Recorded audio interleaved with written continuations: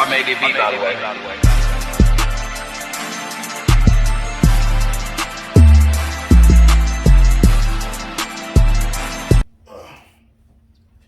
Hey, what is going on, y'all? We are here with another episode of the interview, and tonight I have the extreme pleasure of interviewing the man, the legend, the icon, my grandfather, and his name is. And I am Daniel Marks. All right. So tonight, what we're gonna do is we're gonna have a conversation because if y'all didn't know, he's retired. 52 years in the game. Oh yes. Yeah. 52 years in the game and he's retired. So it's a beautiful thing to see, and we're just gonna have a dialogue like how was that, for him, and being in the type of work environment he was in, and then finally, hey, you do what you want to now. So just to kick it off, just tell people a little bit about yourself what they don't already know. Well, I am Daniel Marks, and so I was born 1946, July 27th. Grew up, went to school, and whatever. Got married in 1967, and started a family. Started work and everything. Worked about maybe I worked about 2 or 3 different jobs before I got to my last job, and so I had no idea I'd be there this long. Yeah. And everything, but so this kind of years just kind of went by, and that's where I stayed, because at the time I didn't really see anything out there that was jumping out at me that was paid particularly any much more, so I just kind of stayed there. Gotcha. So that's about it for that goes. I'm pretty sure if I had a look, maybe I could have found something, but I stayed there, and even went through a lot of changes with the company. Mm-hmm. The company changed hands about 3 different times, because when I started work where I retired from, it was Continental Can Company. Mm-hmm. And then we got bought out several years later after that by a company called Sunoco Fiber Drum. And then so Sunoco sold out to Greif Incorporated. 1 second. This little thing cut out. It's all good. We'll just use this one. Go ahead. So we changed over to Greif Incorporated, and so that's when I retired from Greif Incorporated. Okay. Everything. After all those years, 52 years, 7 months to be exact. I think a few days, and also, and I'm kind of still, I guess, getting the feel of retirement. Hadn't really done anything particularly yet. Just yesterday, me and my wife went riding out and everything, and kind of went riding and saw some places that kind of brought memories back to us, to me anyway. Yeah. And enjoyed the ride. And I plan on just getting in the car riding. I told somebody I was gonna ride the expressway and kind of venture off and see what's things that I hadn't had time to look at. Now I got time to check it out. Right. Just don't want to get lost in the process and everything. And because somebody told me I should ride 285, well, I'm not that desperate to see anything out there to ride 285. Right. Because kind of a little fast for me right now. I'm a few years old, and 285 travels a little fast. So I just kind of stay away from that for a while. Unless I just gotta go up through there, then I will. But right. Other than that, I just kind of stick with 20 and maybe 75 for a little bit. Mm-hmm. So and so it's all good right now. It's all good right now. That definitely works, because there's not much I can say to that, because there's not a lot of people I know that's been in the job for that long. Mm-hmm. The only person I know next to you is my dad. He's been in his job since 2 years before I was born. Okay. He's been there, going on, about 31 years now. Mm-hmm. So, as far as your job, like, you had to start like what, you was 21, 23 when you started there? I think I was about maybe about 21 years old when I started there, 22 at the most. Mm-hmm. Because my second child was born when I started there. Mm-hmm. My oldest child was already here when I started there, and my second daughter Karen, she was born while I, working there and everything. Uh, so, and even back then, when I told guys my age back then, even when I was like 20, 21 years old, they thought, well, we thought you was kind of 18 or 19 or whatever.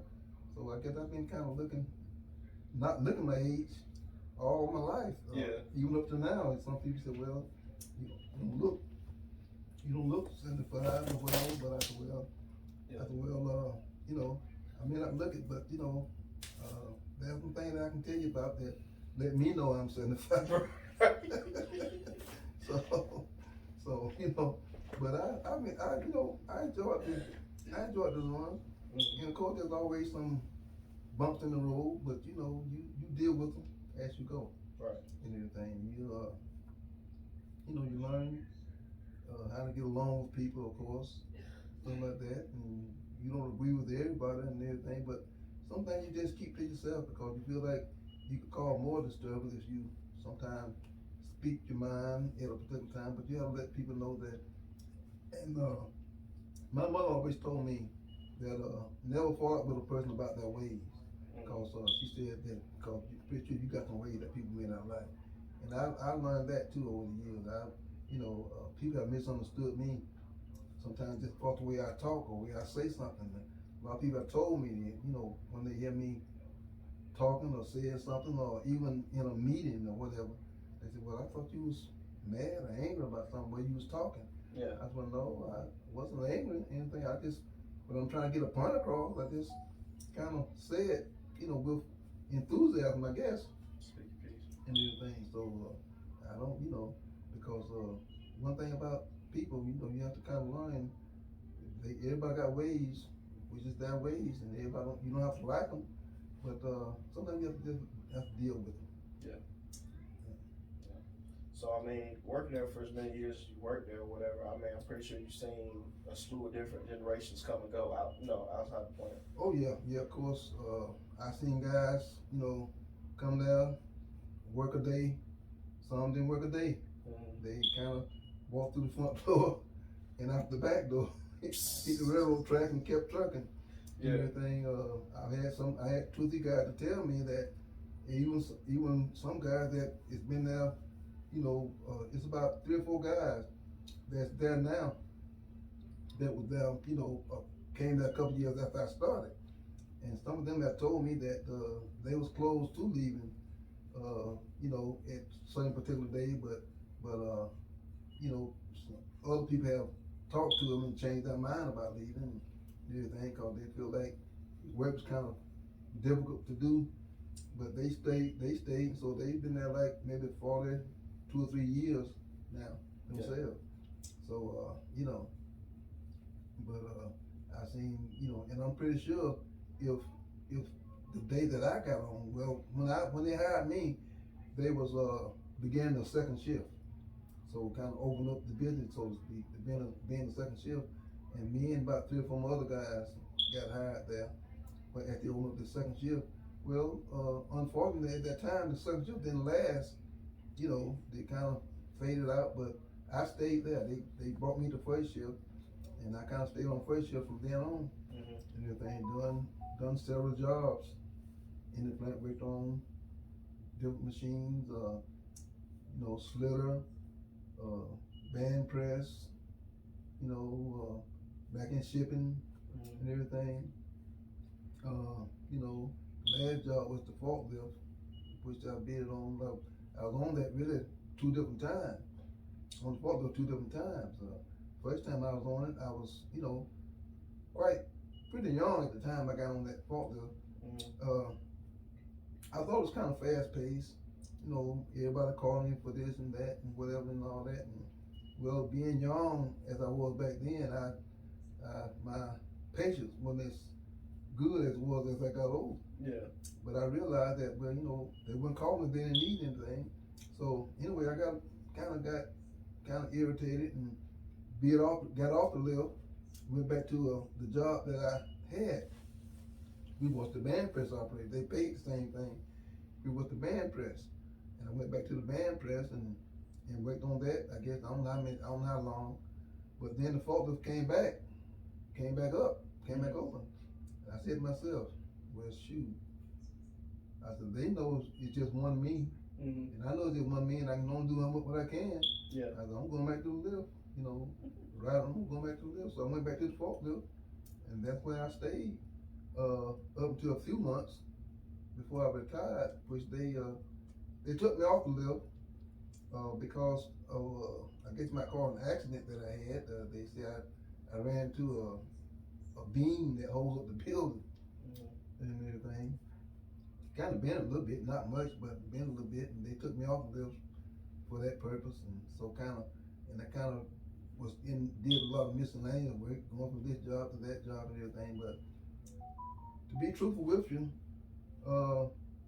I got the feeling that, after they took me off the lift, my purpose there wasn't, as solid as it had been. Because I feel like I just didn't have no purpose of being there. And so, because when I go into work, I look forward to doing what I was doing, unloading trucks or loading trucks or, servicing machines, people call, and all that. But when they took that away from me, I just felt like I had no purpose there. And so, not that I was working hard or anything, but so they put me on different jobs, and those was really easy tasks. But just when you feel like you got no purpose at a place, you begin to feel like, hey, why am I here? Yeah. Why am I here? I feel like I'm no good for nothing else no more. So, and that's when I start really thinking about retiring. I guess it took me probably a couple of years to do that.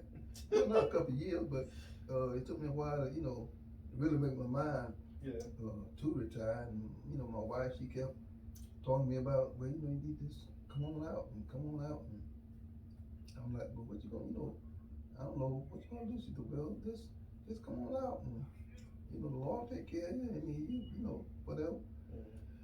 So I think when I didn't retire because of people, even what my wife was saying. But I retired when it really dawned on me, hey, it's time to go. It's really time to go. That's when I came out. Because I felt like, I got nothing else to offer and everything, and kind of got really tired because of the changes. And not that I didn't like the people. I like the people that I working with, my fellow workers and all that. But when management changed, they bring in their ideas and everything. Not say that it really affected me that much, but I don't know what would have happened if I had stayed there, a couple more years. I mean, I don't know what would have happened. I'm pretty sure it might have been a big effect on me, or maybe not. I don't know. I can't say that now because I don't, I'm not there to say. But I enjoyed my work there. I enjoyed, being with the guys, and we kicking around every day, kind of clown with each other, and all that, and really had fun. Cause I tell people a lot of times, I say, being at work, it's enough. That don't make it difficult by getting upset, complaining and crying and all the time. Just try to enjoy yourself while you're at work. Yeah. But I have to know at the same time that sometimes you do get a little irritated about certain things having pop up some days and everything. You want to just sometimes just run in a room and holler and then come back out and say, well, okay, I'm cool now. It's whatever. But it's all part of the job. It's all part of the job, and we have to learn how to deal with it, kind of suck it in, so to speak, and it'll work itself out. Like I said, it'll come out in the wash one way or another. Work itself out, So that's how I feel about it. Okay. So to hear that, I'm listening. I'm like, man. So it took for them to kind of take away something you love to do to kind of give you that nudge. Because I mean, at the end of the day, I guess what I'm trying to think of is what was the drive of you being there. You say you enjoyed your time there, you enjoyed the people there, you enjoyed what you did, and once they took what you did away from you, it was just like, well, dog, what I'm gonna do now. Yeah. So I mean, you would say that was your main driver for leaving, or you just felt, hey, it's time for me to go. But you know, when a person feel like they are needed, Mm-hmm. I mean, you go in, you do your job, and people's calling you for different things, for material, for bring me some material over here, bring material over there, or can you help me do this or help me do that, and everything, and you feel like you're needed. So that's kind of give you a drive, give you a push to look forward to, because it's something that, you know, it's not like a job that you're going. It's not like running a machine. Running a machine, you know what you're gonna do every day. You know you're gonna go in and, you know, turn this switch on, turn that switch on, and do this and do that. You know that. But the forklift, although you unloading trucks or loading trucks or servicing machine, uh, day after day is not exactly all the same. You know, sometimes you get a few truck drivers in who feel like they should have been unloaded before they back it to the dock good. Mm-hmm. They get a little frustrated. But I don't worry about them because, you know, they don't know my job. They don't know what I have to do. I don't, you know, and all that. And even though sometimes when I get through with one truck, another truck is driving up. Yeah. I don't get upset with them for coming up on in because they got their job to do. Right. You know, sometimes by the time I get a guy unloaded, maybe and get the paperwork signed and everything, another guy walk through the door say, I got a load, whatever, and everything. And some people like, dog, man, you know, here he come, hey. But you know, hey, they got to make a living too. Yeah. They didn't come there just to be coming there. They came there because they were told to come there and everything. So I can't get upset with them. That's all. And I did it with a smile. You know, I unloaded everybody, and after I unloaded, I said, hey, man, you have a good one. You know, you take care, you be careful out there on the road, Right. and all that type of stuff. So you know, I just felt like I had I guess a reason, you know, some that kept me going or doing things. You know, it gives you a good feeling sometimes when you really do things for people to get them going on that way. Mm-hmm. And everything. Because sometimes some of those drivers come in there, sometimes they don't have a lot of time, you know, to sit there and everything. So you try to get them unloaded as quick as you can. Although sometimes when some drivers get there, I may have sometimes maybe I'm unloading this guy, and I got two guys between him and this other guy. But this other guy come in, he said, I got to hurry get him. I said, look, I got two people here to you. Get to you quick as I can. And everything. But I try to go ahead and do it, and so I don't just linger around. Cause one thing about me, when I was unloading trucks, or loading trucks, whatever, you would never catch me off the lift, running my mouth to somebody, talking, just killing time. Right. Cause I knew these guys got their job to do, and so I'm trying to get them out as quick as I can. Right. And everything. So it gave me a sense of responsibility that you got something to do and everything, and sometimes helping other people in the office. Sometimes they say, well, we need you to check on this or check on that. Some material came in the other day, and I forgot to see how many we got. Can you check on that? Okay, I'll check it out. And you know, and sometimes there have been some days when, you know, I didn't have that many trucks to unload, but I still do miscellaneous work. I would empty slitter carts, you know, and pick up paper. That's do keep myself kind of busy, so to speak. Do miscellaneous work. Now, some of the guys down there, they don't do that. You know, they think, well, that's not my job. You know, well, I did a lot of stuff that really wasn't my job to do, but it was there, and everybody else was busy. Right. So I feel like, hey, you know, I work out here in this plant. I want to try to keep looking, you know, like something like people working here. Right. And they don't want to get all junk and dirty, so I just clean up, you know, all that. Didn't really matter, you know. And I wasn't no tighter than if I hadn't done it, you know. So you know, it's like I say, it was a good job and everything, but and you have to kind of go in with the idea that you know, sometimes you go in behind the 8 ball, so to speak. You go in, you got 2 or 3 trucks waiting on you. Well, you know, you don't get all upset, all bumped out, and just, hey, take one at a time. Now I have sometimes I have unloaded a truck and loaded a truck. at the same time, because the material that I be unload, I had to go right by the machine that they was making, doing to load on this other truck. So what I would do was I would take some off this truck, put this stock, go back by the machine, get a pallet, put on this other truck. And so do something like that. Yeah. Now, them other guys, so some guys you tell me, even when I went on vacation, they said, man, it took 2 or 3 guys to do your job, and they said, we don't say how you do it. Yeah. We don't say how you do it. We don't say one man can do all this, but hey, you just gotta keep it rolling. I mean, don't try to get behind, and if you do, don't worry about this. Do it, best you can. And I like doing it and everything, but like I say, I guess as I got older, I guess maybe kind of dozed off, sometimes unknowingly. That's some of the worst dozes you can do when you doze off. Yeah. Unknowingly to you, because I have been going through the plant, going to this machine to do something, and I found myself, this beam was right in front of me, and I'm like, what? Hit brakes, because I kept going, bam, Right. but and then sometimes I didn't, Mm-hmm. So it was good years there, good years. Like I say, I liked the people, and I'm not gonna sit here and say I didn't get in no argument, because I did, I did, But you learn to get, past that and everything, because you gotta learn to forgive people and everything, whatever, and just take the good with the bad. Yeah. Just speaking on that, it just seemed like to me you was a man of your craft.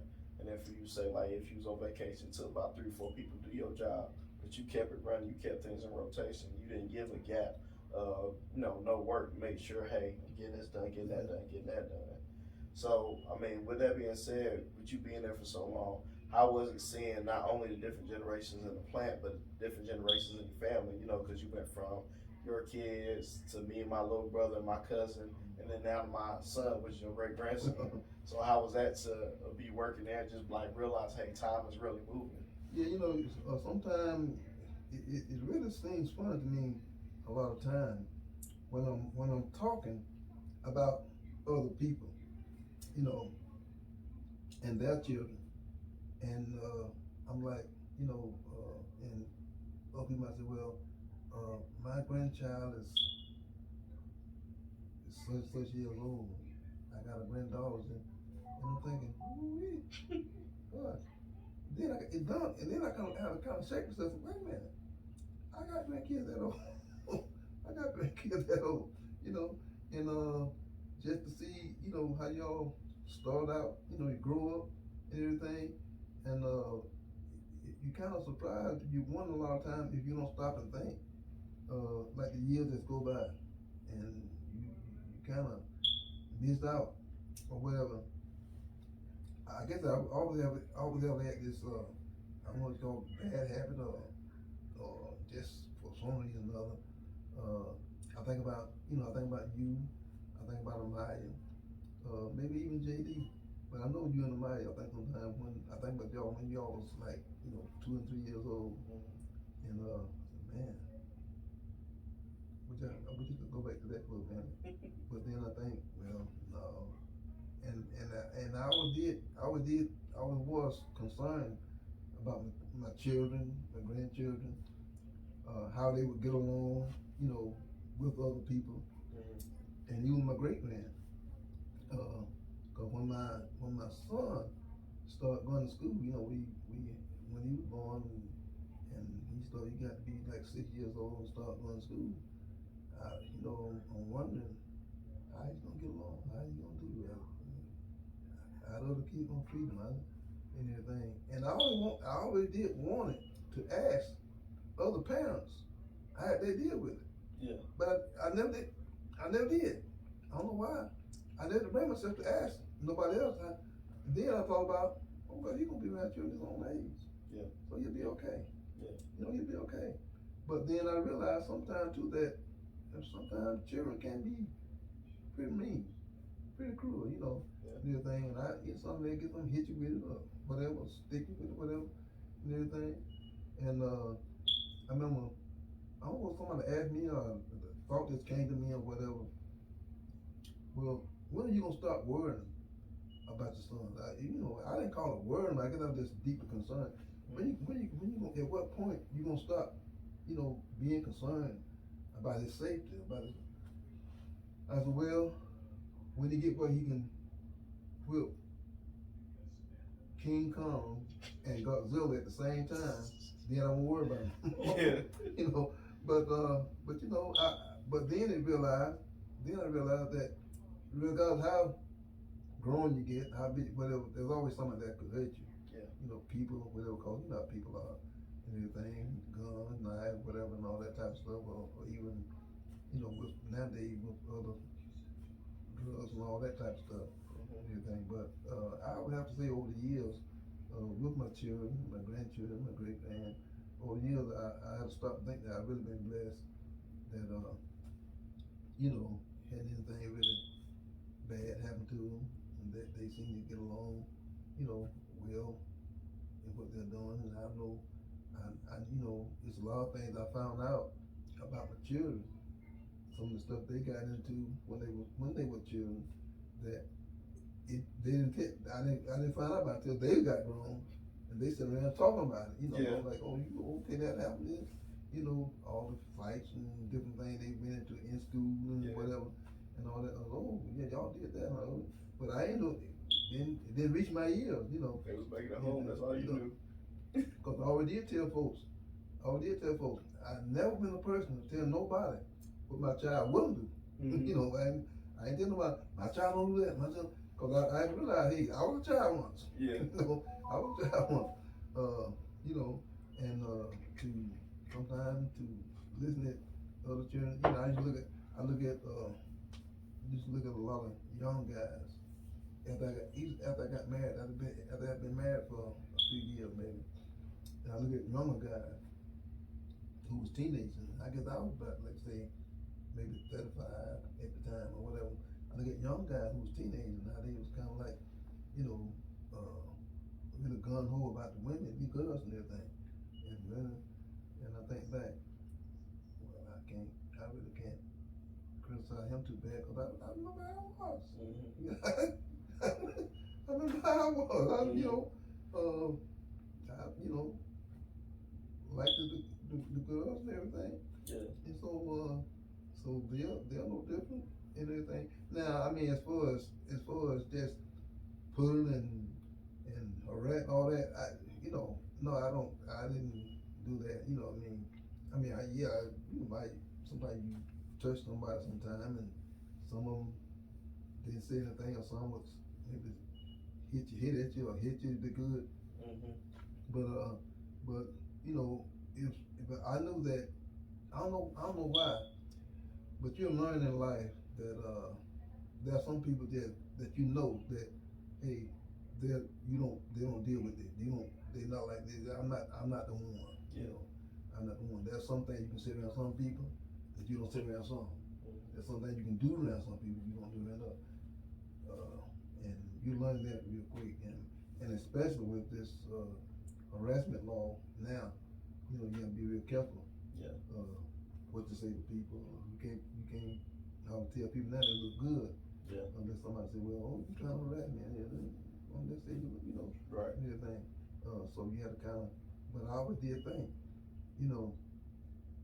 there may be a lady over here like this man over there. He like her. Well, how you gonna know it if nobody knows say that? And then you might say, well, if I say something, she might think I'm harassing. And she said, I wish you would say something. But so sooner or later, I guess you have to break the ice and say, well, okay, whatever. But and in a way that's not, that offensive. I mean, you can always say something that's not offensive, even though you tell somebody it looks good or whatever. But you got to be careful now. Even with little children. I know a friend of mine. Well, we worked together, and he gave me some good advice one day. And he was a little younger than I was, but he said, He said, I never give money to children. Like a woman out and about, out shopping or whatever. Because, sometimes children go run up to, some children run up to a grown person or whatever. They don't know who you are. They don't have to know you. Can you give me a dollar? He said, I never give money to children. Because they always can make like you gave them that money for a reason, whatever, and everything, and what you gonna say? I mean, you gave to them, but you can't. You trying to, you okay? Second example, if say a girl, maybe say 10 years old, come up to you and say, Mister, can you give me a dollar? And you ain't thinking about nothing. You just trying to be nice to her. Yeah, then she could walk down to her mother, say, this man told me he gave me a dollar if I, do then, what you gonna say? Yeah. Even if you know you're not good, but, and sometimes just the thought of people questioning you look good, and everything. So that's why he told me, he said, I never give money to children. And I thought about that, and I think that's a good idea. Yeah. And everything. But I always did, one thing I know my wife used to tell me all the time, she said, I think you kind of, children can't really enjoy themselves around you because you watch them too much. You know, I said, well, if a child around me, yeah, I watch them. Don't let them, whatever. I remember me and your mother, you went to the store one day, and so when we got in the store, you wanted to go over there and read some books, look at some books and everything. She said, no, baby, you can't do it today because Papa with us, and Papa don't play that. You don't stay, once you stay right here. and yeah, and I like that. Now, I tell people, if I'm out with my child and everything, you can best believe they're gonna be right here in my hand, right in front of me. I don't let them walk behind me. I let them walk, and everything. I never forget this part, and I tell people from time to time. I was in Kroger one day shopping, and there was this, she was a Mexican lady or whoever she was. She was in the store shopping with another little girl. She looked to be about maybe 3, maybe 4 years older than the girl was. And she had a book in her hand, walking and looking at the book. And her mother, from one end of the store to the other, in front of her, walked, ain't looking back or nothing. Somebody could have easily picked her up, ran out the side door, ran somewhere, whatever. And they said, well, and it don't take long to hurt the child, or even to take their life, and everything. But I have never, matter of fact, I used to tell my children all the time, and I might have told my grandchildren, when we go somewhere, I said, when I stop the car, you don't get out until I get out of the car and let you out. Sometimes you stop the car, child. I never forget one thing. When I was in Covington, I went down to Covington. Went to the store, Kroger in Covington. I don't know what the problem was, but this white lady, she drove up, with the little boy in the car, and I could hear him as she was driving up, parking in the parking space. I could hear him hollering and crying and talking and going on, and so by the time she stopped the car good, he done opened the door and running across the, opening that. She got out and running behind him. Come on, wait a minute, and everything. I'm like, good gracious, what's wrong with him? But so they went on. I mean, I didn't see him after that. They went on, and everything. But no, I always did. I guess I always did have a. And I used to tell your mother, I used to tell Karen and all that. Look, go places with the children. You watch the child. I don't care if you at family reunions or whatever. Keep your eye. Know where your child at. Keep your eye on them. Don't let them get too far away from the because you got some crazy family members as well. Yeah. So Yeah, because I'm like that in that same regard, especially my son, and people just kind of look at me crazy, like, you just being a kid. That's fine, you let them your kid want to, but you can't trust everybody. No. And that's just not my mindset. Like, I can be with my wife and we can be with her family. Son might go around, hey, where's son at? Oh, I don't know. What you mean you don't know? Like, just stuff like that. Like, I always got to keep a constant eye on them because you never know what can happen. Because just like you said, you can be at a family reunion, whatever. Next thing you know, your child go off somewhere where somebody's supposed to be your uncle, your cousin, and you don't see your child. You need to know what's going on. That's right. Because you don't want your child come back like, hey, something happened to me. What you make something happen to you?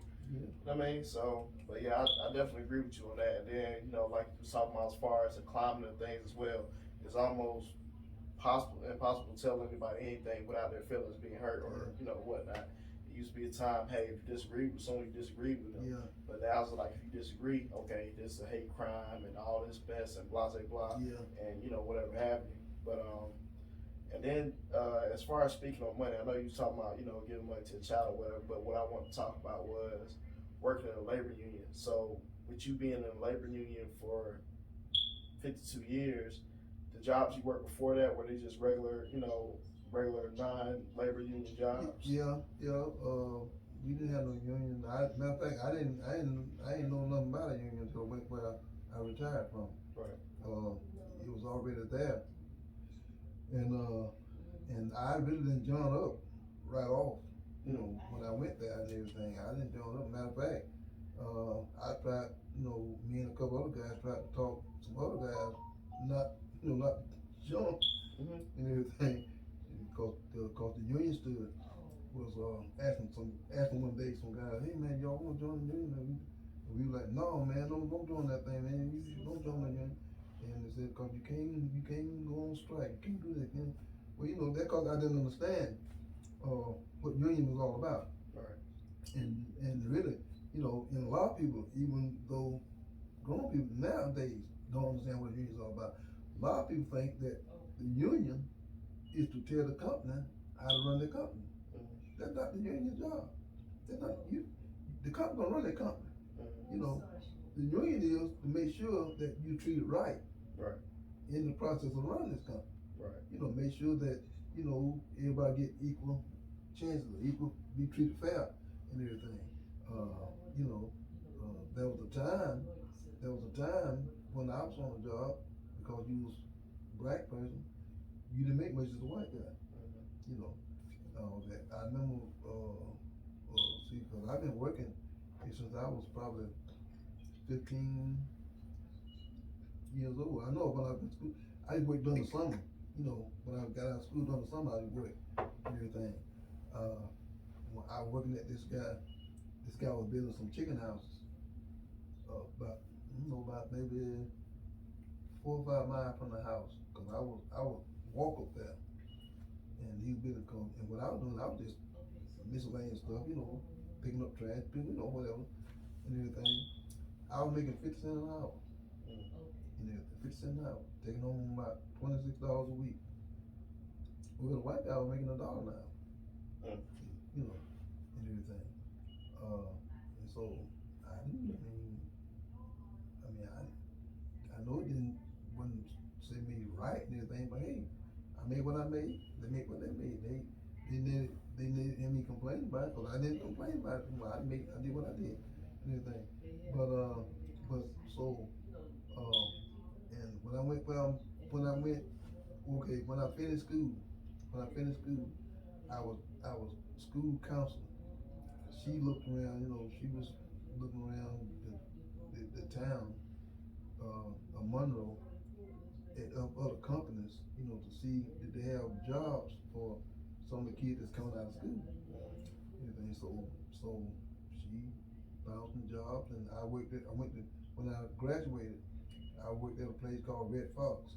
They made work pants, clothing like that. They made work pants and dress pants for, people and everything. So I got a job there and everything, working for Red Fox. I'm making $1 an hour. It's $1 an hour, $1 a quarter, something like that now. And so I worked there till I was planning on getting married. And so after I planned on getting married, I was planning on leaving Social Circle, moving to Congress. So then I felt like, well, I need to get me a job, around Congress somewhere. So I'm gonna be driving whatever all this way. So then I tried to get on at the time it was a warehouse up there, not too far from where I'm at now, or where I was. Warehouse. I put an application up there and went up there 2 or 3 different times, called and everything, but every time they never had no openings. We ain't got nothing. We got, and everything. So and I went down to a place called CCA at the time. They hired me down there. They didn't have no union, but they hired me. And I found out one thing about union jobs and non-union jobs is that, if you go in there and do your job right and everything, whatever, you're not gonna have no trouble. I mean, none per se. If you're not a loud mouth or always whatever, and if you go there, be at work on time and do what you're supposed to do and all that, whatever, you're really not gonna have no problem with the company. You think now, of course, you may not get the raise that you want if you have a union job, because the union job you could go negotiate every so many. Well, how long if you say they they negotiate to well, you get a 3-year contract, whatever year contract they decide to sell on, then you gonna be making this, for the next 3 years, or you gonna get a raise every year, called the union contract and everything. And you got that. Well, see, and that's what the company had to pay you, because that was the agreement between the company and the union. You pay them this and go from there. Right. Well, with a non-union job, you don't have that. You know what I mean?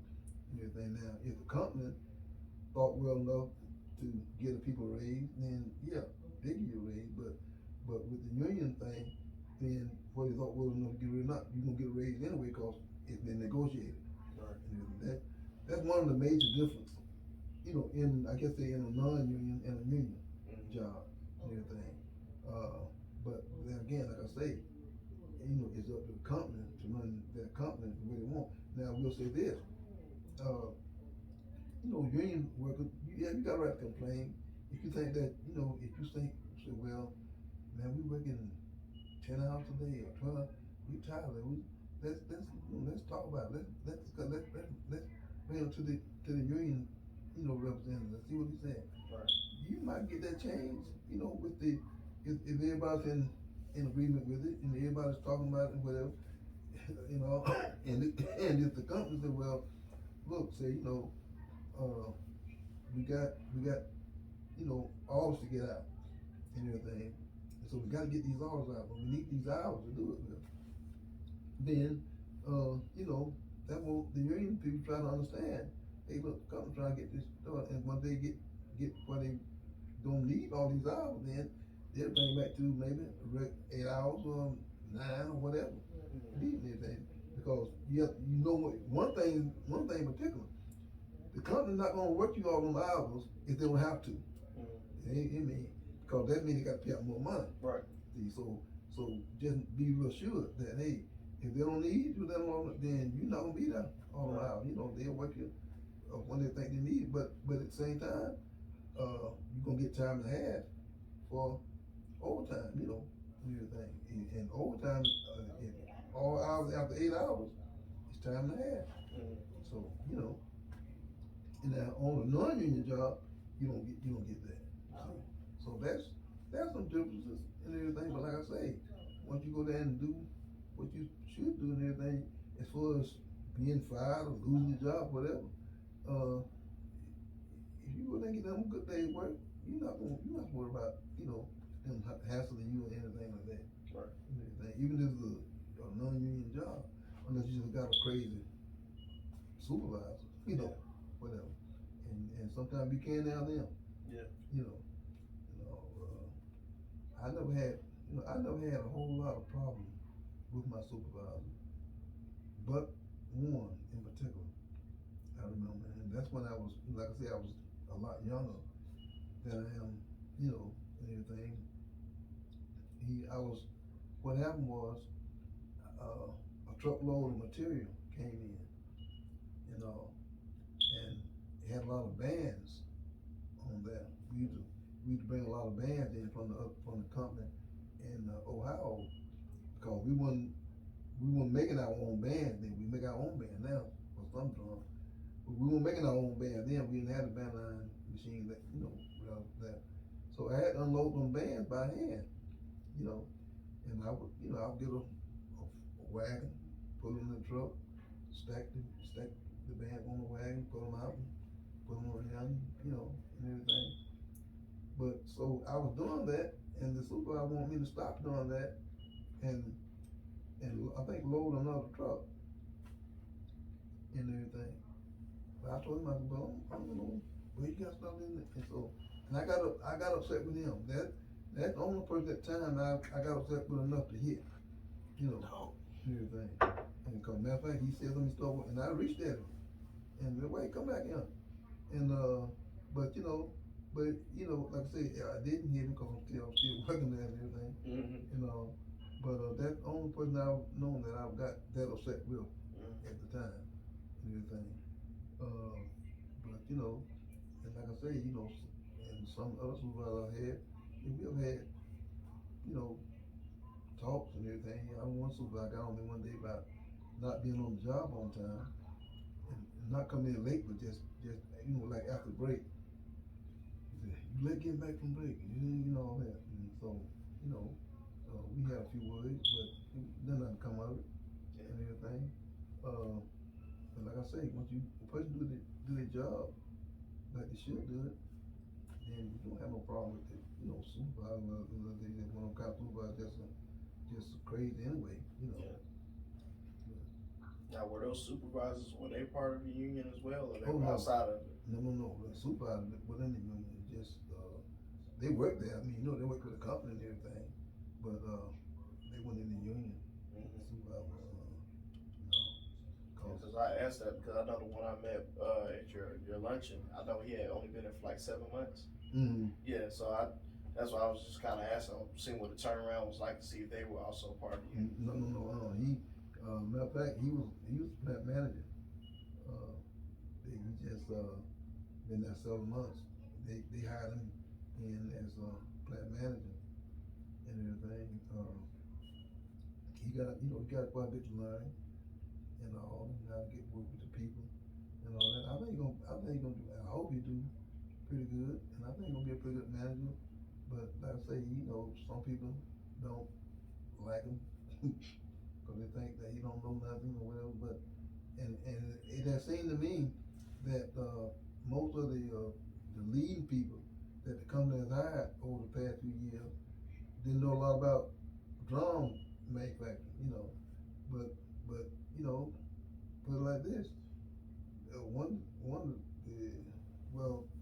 manager, when we got without a manager, the guy that's the manager at the plant in Charlotte, he would come down 2 or 3 days out of the week and kind of keep things going.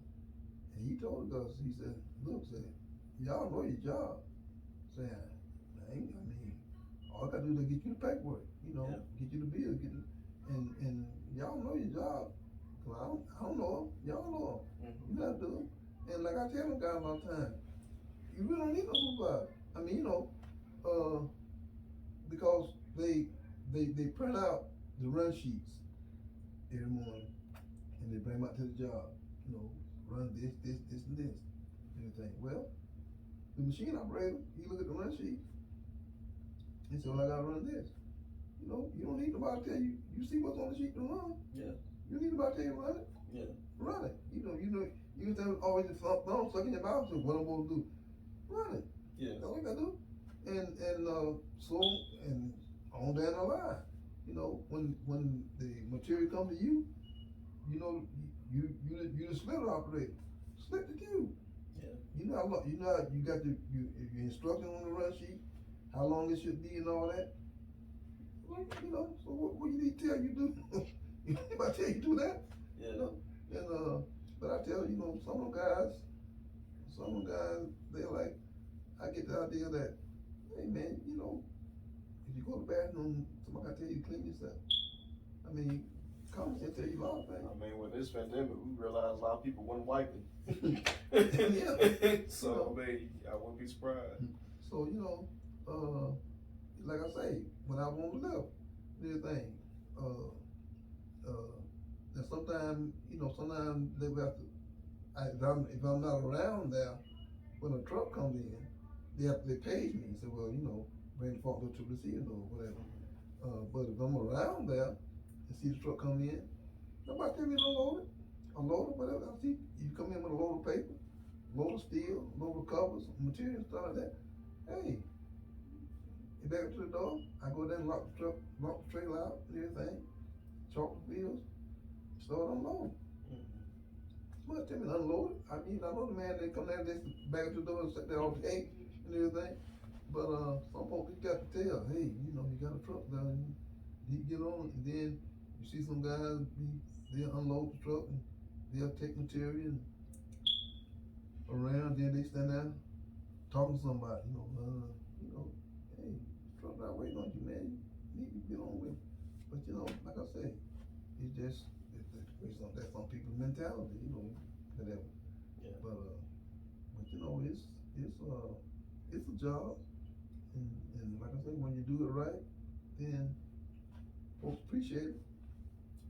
Then you know, you just have to do what you gotta do. That's all I can say about that. You gotta do what you gotta do. Yeah. And, but you know, I know sometimes it's like, well, yeah, you know, after being there years and everything, you know where material's at, you know what kind of material, you know what's what, and everything, and it's something you have to learn over the years. I didn't learn overnight and everything, and you know, it's a lot of changes that were made within the plant. You know, I've been out all them years. A lot of things that we didn't have when I was there, when I first started there, we added to it, took some of it away, added some else, took some away, and you know, all that kind of stuff. Well, see, because that was the time as forklift operator, I didn't load trucks because we didn't. Every once in a while, I would have to ship some out to another plant, but because we weren't shipping nothing nowhere. We weren't shipping no, but but then they start unitizing the drums, and they stretch wrapping the drums, so I had to load them, and they start doing other stuff, whatever. So, but that was the time when I didn't load trucks as often as I was doing and everything, because when you know it wasn't on depot, it wasn't there. Yeah. And I start unloading more trucks because you know we needed the material, and that comes in. Most times, your material come in after the first of the month, after the month in inventory. Material, a lot of material come in about that first week after the month, and after that, it's not that heavy, you know, anything. But about the first 3 or 4 days after the first of the month, shoot, you get about 2 or 3 trucks in there a day. I've had, and as the lady in the office, she would order material, and she would tell the people. So she told me, she told people, and sometimes she have it on the deals. She would tell the people, look, when you send this material in, make sure don't but 2 truckloads of this kind of material come in. I have gotten 4 truckloads in a day, plus other stuff. Right. You know, I have unloaded sometimes 5 or 6 trucks a day, and that's quite a few trucks to unload and serve the line as well. Yeah. And everything. And some of these places, we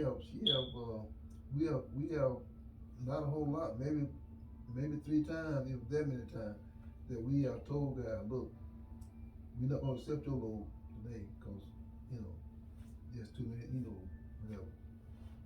But most times, the guy coming down, I unload, unload all of them.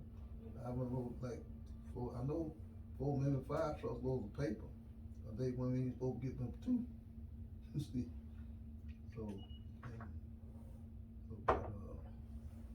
sometimes the lady in the office, I didn't tell her that I had all these trucks in. I would just unload the truck, sign the paper, and when she found out she got them in the load, when I take the papers in off, she said, "They brought this in today?" I said, "Yeah, they brought it in. They shouldn't brought this in. They didn't." I said, "Yeah, and my biggest problem was for unload material was having somewhere to put it. Now, as long as I got room to put it, I don't care if you bring in 10 truckloads. But I hate to have to try to find somewhere to put something, unload, and all that type of stuff. But shoot, you know, with a lot of stuff, hey, you find somewhere to put it. You know, you make room, you find somewhere to put it. And sometimes you have to, after the next couple of days, you have to kind of maybe working in where you need to be and all that. You know, no big deal. So, yeah. And that's, you know, the funny thing about that, with you working, at least, you know, for the time that I had been here or whatever, when I was growing up, I'm like, I don't know what he does. I just know he drives a forklift or whatever. And it was funny, you know, when I started working in like manufacturing and stuff like that, I finally got a chance to be forklift, you know, trained. And I was like, you know what? I'm gonna take pride in that because it's something my granddad doing. I'm like, I can actually say I was doing something that he was doing. So, you know, with that being said, you know, my job, I had ended up being a lead, but I ended up being a lead with a lot of different job titles. Like I could be moving material for people, could be doing this, that, and third. But I took pride in having that background on my record. Like, hey, I got the same thing my granddad had. Have I been doing it for long? No, but that's what I know that he does. Yeah. You know, but I think to end this off, the funny thing to me is like your job literally gave you a retirement party before you even decided you was gonna retire. And with that being said, when they threw the party for you and everything, like how did you feel? Like did you feel like where y'all think I'm going? Like, well, yeah, you know, I don't know. I don't really tell you the truth. I don't know what their plans or thought was. mm-hmm. All I know is, I cast onto the office one day. Some material came in, and the good went in the office. Some type of typing paper, whatever, came in, and went in the office, and I just told the lady in the office. I said, you know what? I said, today, after this day, mark 50 years that I've been here. She said, oh really? I said, yeah, I've been here 50 years today. Cause that was, I started there April the 9th, 1969. Yeah, April the 9th, 1969. And in 2019, April 9th, 2019, I was telling her that, I said, I've been here 50 years today. She thought, oh, yeah. And so, the plant manager came out of this office and she said, you know, Dad's been here 50 years today. He said, what? Yeah. He said, man. Said, we're gonna have to have a dinner. We're gonna have to give him a dinner for that. Yeah. I didn't that's all I said. Just thought about it. And didn't even think they were gonna do that and everything and everything. So they said, yeah, we're gonna have to have a dinner and everything. So they had the dinner and I think they were trying to keep it a secret from me, you know, and everything. Cause Lucille, Mildred, and Jamal, and who else came up. Yeah. And they had to hide them from me, you know, cause they got a little early. They had to hide them from me so I wouldn't find out they were there. Yeah. And everything. And so when we went out to the shed, when we were the other day, they talking about that and everything. Then Lucille came out. What doing what the heck? And everything. But you know, it ain't really dawned on me that, hey, y'all doing this is a retirement thing or whatever. I ain't thought nothing about that. Yeah. And matter of fact, that day when they was having it, they was saying then that, well, you know, you can go home. You know, I mean, you can go home early if you want to. Yeah. Cause I went back in the plant and everything, finna clock back in, you know. And they said, what you doing clocking back in? You going the rest of the day? I was like, can't. I went there to the place, no, she said, oh yeah, you off the rest of the day. I didn't know that. I've been going. Yeah. Because Lucy, they waiting on me out there in the car. Yeah. I went there, they said, yeah, come on, you supposed to go home. I went home and, you know, and they went back to work. Well, you know, but no, cause when I told them that, like I say, when I told them that, it was not my intention for them to have no kind of dinner party for you. Just dawned on you. But they said they what they wanted to do. Yeah. And everything. And that's what they did.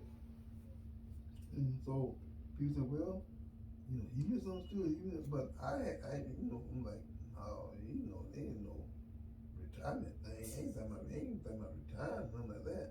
I just told them that I didn't, leave in a year. Cause I'll have mentioned that to somebody be, before then, like maybe a year or so before. People ask me, how long you been here? So I've been here so many years, so whatever. I've been 45 years, whatever. Like, oh, okay, yeah. That's good. That's a long time good. And so nothing was said about it. Yeah. So that same I took this. I mentioned it and think that, we're not gonna be sad about it. No more they said that we need to have a party or something. So I'm thinking like, okay, if y'all have a party, I had no idea they're gonna bring them up and everything. so but and so I guess, but this time I told them this time that November the 30th is gonna be my last day. Right, so that was it. And everything. They said, oh, it is. You gonna change your mind? No. And so, so the manager was telling me, he said, well, look, since it's on a Tuesday, he said, we don't have to do too much normally on Tuesday, but we gonna have it Friday. We gonna have you. I said, okay. I said, but I won't be here. I said, but now, when I come back for it. Yeah, you'll come back for it, but you ain't staying to work. I ain't gonna say I'm gonna work till Friday. Right. I'm leaving Tuesday. Right. And so he said, well, come back for it Friday. I said, okay then. I come back for it Friday, and we go from there. And so she had me what I wanted for my retirement and everything. A lot of times they give TVs and everything, and I started to get a TV. And put it in my bedroom. I said, no, I probably get a TV later on sometime, whatever, in case of a good sale or something. I said, I tell you what, I want this jacket, that with the tassels and everything on it. I said, you can get me that. So it ain't came in yet, and everything, but they got that, and all. So but like I say, no, I didn't misunderstand that 50-year thing, cause like I said, that was that doing. Right. And everything. It wasn't the fact that I thought I was leaving, and they think, oh, he misunderstood. He kept working. I wasn't planning on quitting working. I'm just telling y'all, because I've been here 50 years. But it was a good thing. Everything. Good people. Some folk wanted to come, and they didn't get there and everything. And I think the old plant manager, they said he's supposed to call me. I ain't got the call yet unless I didn't recognize the number, didn't answer and everything. But so he ain't called yet, and so I said okay. But yeah, it was a trip. Yeah. And everything. It was a job all these years, and like I say, I enjoyed the ride. It's got it done on me. Still got it done on me. Cause although I get up later now and everything and all that, but I don't think it really hadn't hit me yet that hey, I ain't working no more. Right. It's ain't a vacation. yeah. I know Robert, before he died, he was telling me. He said, well, one thing about when you retire, say you don't look forward to holiday because you off anyway, but like Christmas coming up and Thanksgiving, whatever, and all that, cause Lucille was, she was thinking that I didn't think you going back after Thanksgiving. Well, I just went back, like I say, I went back to work after Thanksgiving because I had said I would. Want to keep so I put the word out I would, so I'm gonna go back and do them next 2 days. Don't make sense to go back 2 days. Hey, no big deal. Anything. And and tell you the truth, after I think about it now, I think, well, and I have thought about I have thought about, maybe working to the first of the year, everything. But like I say, since they took me off the lift in the last few weeks and things, I think about is that my purpose there now is not like it used to be. Yeah. Now, I think maybe if I was still on the lift, I might have worked to the first of the year. Yeah. For the time. Or maybe even longer. I don't know. Yeah, cause I was just about to say, you said it to the end of the year, but then you probably could have worked all the way up to April, Yeah. which would have been your 53rd. Mm-hmm. And before I retired, so but like I say, it just kind of, I guess if you want to call it e-net in a way, that they took me off this job and everything, and I'm just coming in, I'm doing this job, I'm doing that. Not that they're a hard job, but I'm just jumping in there. And, I mean, I got more seniority than anybody in here. Yeah. And here I am, I really feel like it was, I know it's a downgrade, but I really feel like I was being really disrespected and everything. And so, well, hey, so with that in mind, then it's time to go. Yeah. It's time to go and everything. Now I don't know whether he meant it or not, but both the plant manager and the supervisor told me, look, man, if you change your mind, stick around. No, I ain't gonna stick. I ain't gonna change my mind. Cause I'm ready to go. Yeah.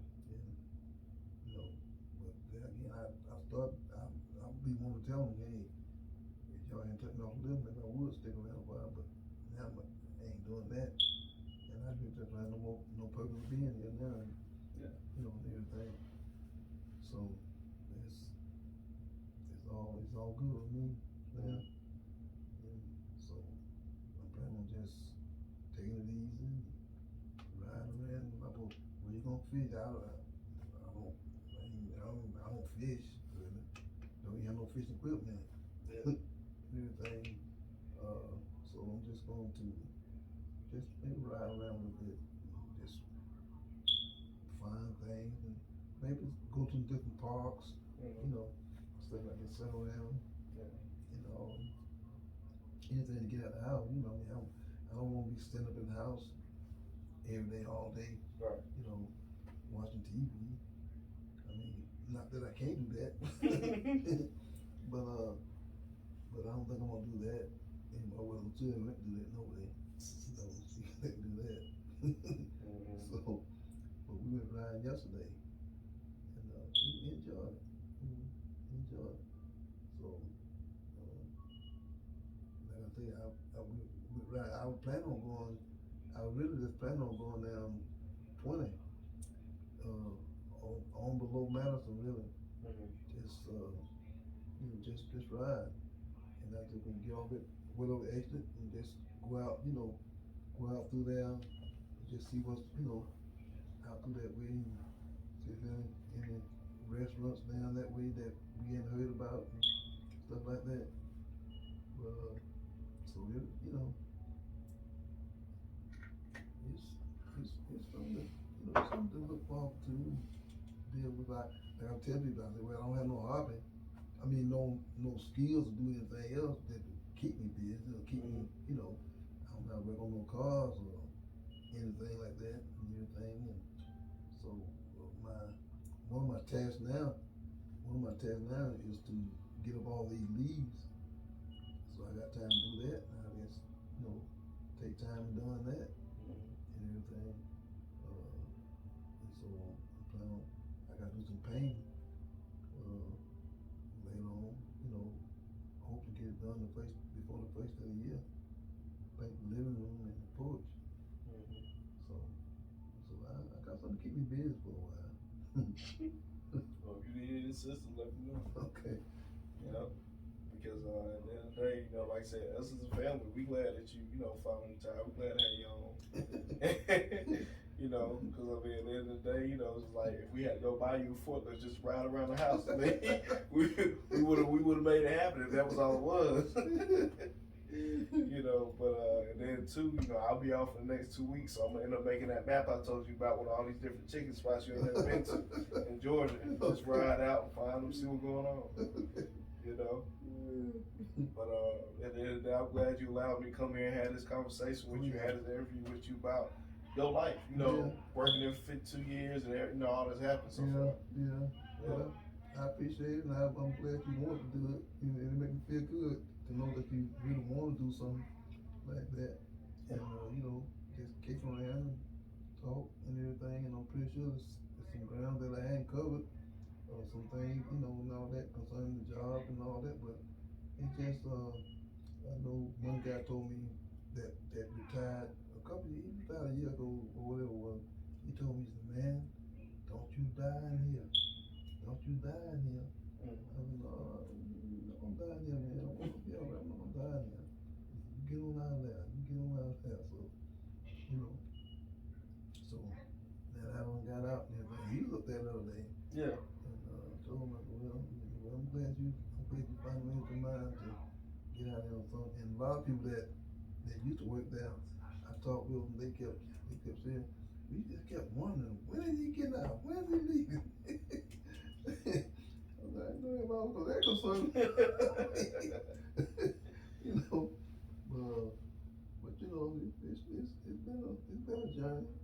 And so now that it's done and over and everything, hey, like they tell me, you need something to do, come on back up here. I don't think so. If I just need to do something, I think I go somewhere else and peel around. Right. You know, I don't go back up there. Yeah. You know.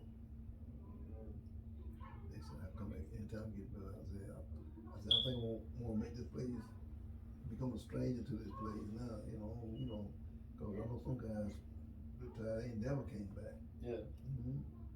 Yeah, they ain't never came back. So, you know, I might go back up there. I'm not gonna go back and get my jacket sometime, but I don't plan on, you know, every time you turn around, so to speak, they see my face. I don't because I know how folk talk. Mm-hmm. You know the job, oh, you stay up, man. You don't worry about me now. Right. So, gotta do what's best for you. But to end this off, any words for people, you know, that, you know, are in the workforce or anything like that, as far as like, you know, what to do to keep them going, or, you know, what can they do to get out, you know, just any last words you want to give people?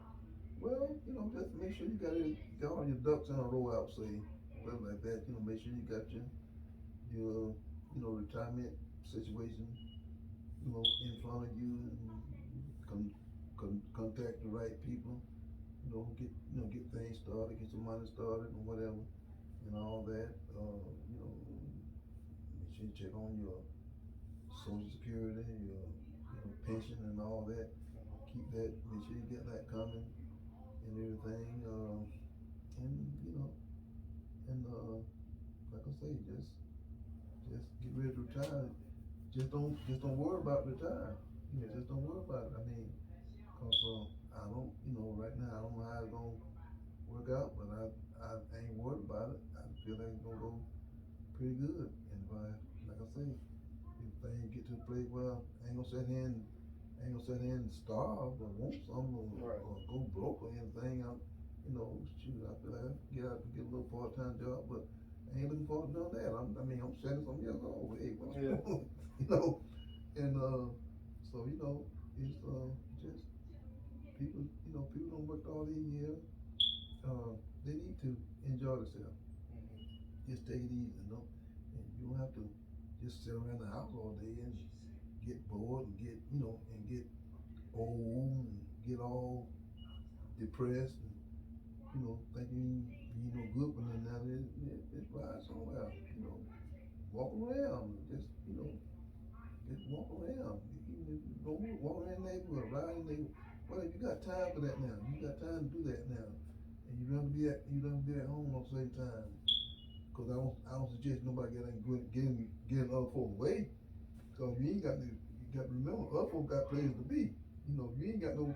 I don't plan on getting on the road driving 40 miles an hour. Yeah. And holding up traffic. Yeah. I'm gonna keep up with the traffic and everything, but at the same time, if I want to go somewhere and everything, and just ride around, see how things is, then I'll do that. You know? Right. But I just wanna try to find some different parks, you know, and everything, and maybe go out there and sit around or whatever, and just, you know, enjoy the breeze or, you know, something like that. Yeah. And they out there. I mean, you know, it's the world's out there for you to see, just as long as you go out there and look for it. So, Yeah. most definitely. But, you know, like I said, I'm glad you had me here. I'm glad you had me in your home for this interview. And I'm glad we was able to have this dialogue because out of all these years, I didn't know your story. So to hear your story now, see everything you went through, working in that job, that's something that I want to make sure to save for everyone else to see. Yeah. Yeah. I appreciate that.